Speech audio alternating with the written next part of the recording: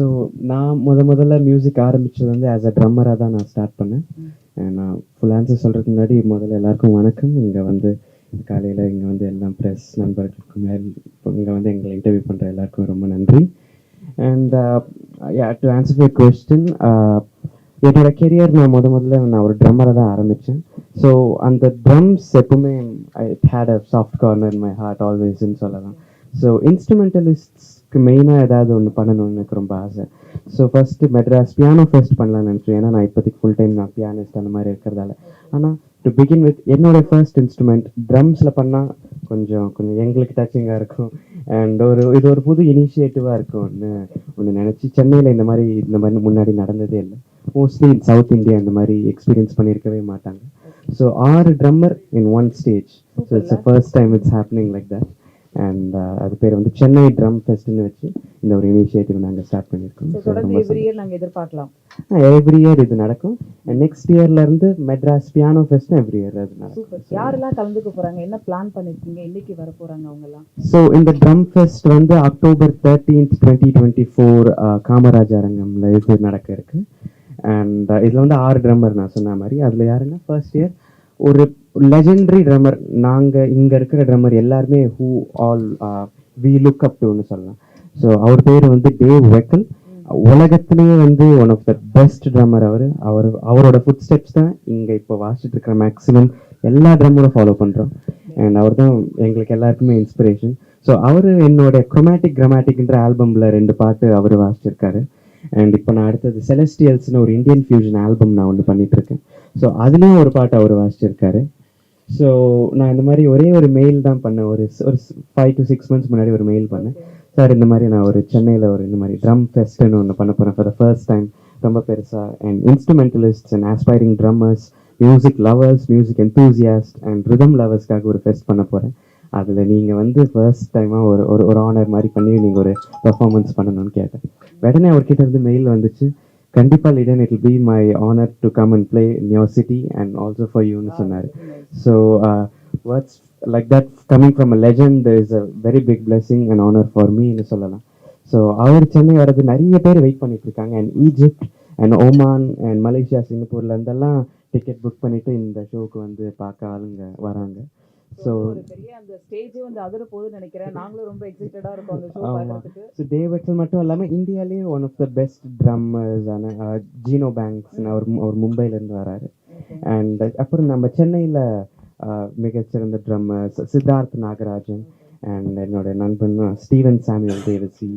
And ரொம்ப ஒரு under rated and அமேசிங்கான ஒரு ட்ரம்மர். பட் அன்ஃபார்ச்சுனேட்லி அவருக்கு ரெக்கக்னிஷன் இல்லை. அவர் பேர் வந்து இலை. ஸோ அவரும் இந்த இதில் அவர் வாசிக்கிறாரு. ஸோ அவர் இந்தியாவிலே ஒன் ஆஃப் த பெஸ்ட் ட்ரம்மர்னு சொல்லலாம். ஆனால் பாவம் அந்த ரெக்கக்னிஷன் இல்லாததால் அவர் அவ்வளோவா வெளியில் வரல. ஸோ இந்த ஸ்டேஜ் அவருக்கு ஒரு பெரிய ஸ்டேஜாக இருக்குன்னு நாங்கள் நம்புகிறோம். இதில் வந்து பெரிய விஐபி ஏஆர் ரகுமான், இளையராஜா இது மாதிரி ஆட்கள் எல்லாம் கூப்பிட்டுருக்கீங்களா? எல்லாம் இருக்கிறாங்களா?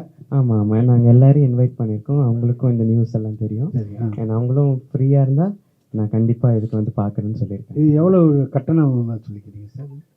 சரி, என்ட்ரி டிக்கெட் வந்து புக் மை ஷோ நிறுவனம் அங்கே கொடுத்துருக்கு. அண்ட் 500லேருந்து ஆரம்பிச்சு அப் டு எது வரைக்கும் இருக்குது? அப் டு 7,000 வரைக்கும் போட்டிருக்கோம். ஓகே. ஆமாம், சாமானியெல்லாம் இப்போ வந்து பார்க்க முடியாதுல்ல? அவங்க எல்லாருமே வந்து பார்க்கலாம். அண்ட் 500லேருந்து படம் பார்க்கும்போது 200 கொடுத்து பார்க்கறதுக்கே கஷ்டமா இருக்கு. இப்போ 500 மினிமம் அப்படின்னா சாமானியன் பார்க்கறதே கஷ்டமா இருக்கு. ஏன்னா டேவ் வெக்கல் மாதிரி ஒரு மியூசிஷியன் வரும்போது அந்த மாதிரி டிக்கெட் ப்ரைஸ் போட்டால் இந்த என்டையர் அண்ட் அந்த எக்ஸ்பென்சிவ் டிக்கெட்லாம் நாங்கள் நிறைய ரோ போடல. நீங்கள் நினைக்கிற மாதிரி 7,000 அது ஒரே ஒரு ரோ, 5,000 அது ஒரு 2 ரோ. அதுலேயும் நாங்கள் நிறைய ரோ எங்களுக்கு பிளாக் எல்லாம் பண்ணி வச்சு அந்த புக் மை ஷோக்கு அவங்களுக்கு கொடுத்தாச்சு. ஸோ டெஃபினட்டாக எல்லாருமே வந்து பார்க்கலாம். நிறைய 500 டிக்கெட்ஸ், 1000 டிக்கெட்ஸ் அண்ட் அதுலேருந்து 500 தான் ஏறுது கூட.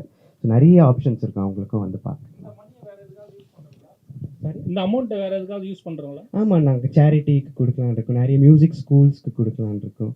நிறைய பேர் மியூசிக் கற்றுக்க ஆசைப்படுறாங்க. ஸோ அவங்களுக்கெல்லாம் டொனேட் பண்ணலான் இருக்கும். ஸோ இந்த இடம் இதை விட பெரிய இடமா நேரு ஸ்டேடியம் மாதிரி இப்போ பார்த்துருக்கலாமே. இது ஃபர்ஸ்ட் டைம் பண்ணுறதால நம்ம ஒரு ஹிஸ்டாரிக்கல் வென்யூ காமராஜ் அரங்கத்தில் பண்ணால் கொஞ்சம் நல்லா இருக்கும்னு பார்த்து நான்.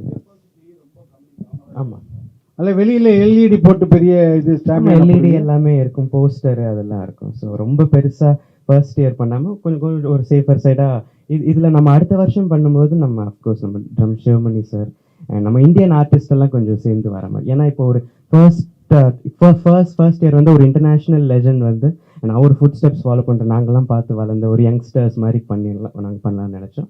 அண்ட் அடுத்த வருஷம் வரும்போது இந்தியன் ஆர்டிஸ்ட் இப்போ Sivamani sir, Zakir Hussain sir, so இவங்கெல்லாம் வரும்போது இன்னும் கொஞ்சம் பெரிய வென்யூ மாதிரி போட்டு இன்னும் கொஞ்சம் பெரிய லெவலில் இந்த வருஷத்தில் ஏதாவது ஒரு குறைங்க இருந்தால் கூட அடுத்த வருஷத்தில் இவங்கெல்லாம் வரும்போது இன்னும் நல்லா பண்ணலாம்னு ஒரு ஐடியா. இந்த